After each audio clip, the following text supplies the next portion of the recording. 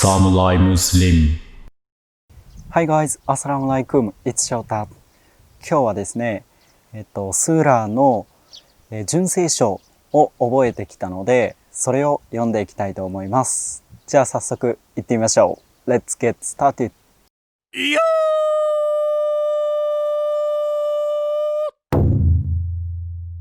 Bismillahirrahmanirrahim. Qul huwallahu ahad.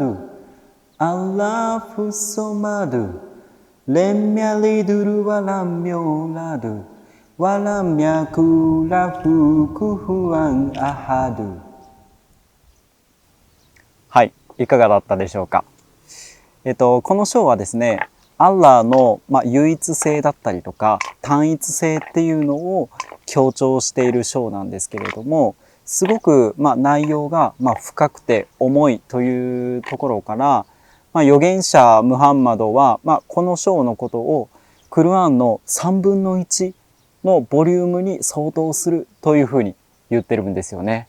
なので、すごく、大切な章を、今回読ませていただいて、本当大変光栄に思っております。では早速、訳について皆さんに紹介していきたいと思います。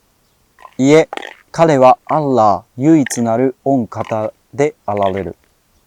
アッラーは自存され、御生みなされないし、御生まれなられたのではない。彼に比べ得る何者もないということです。すごく文章的にも分かりやすいし、短い言葉でまとめられてるけれど、すごくね、深いメッセージなんじゃないかなと思います。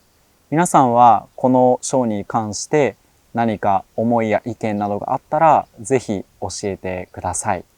じゃあ今日は、短いんですけれども、これで終わりたいと思います。So guys who are interested in my video, please thumbs up and subscribe to my channel. We'll see you again soon. Bye. Assalamu alaikum. Bye bye. ありがとう。Thank you so much for watching. If you come to Japan, please contact me and I will guide for you like a halal tourism.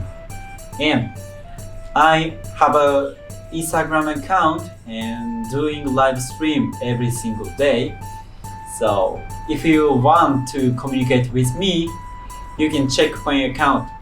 So we'll see you again soon. Bye. Assalamu alaikum.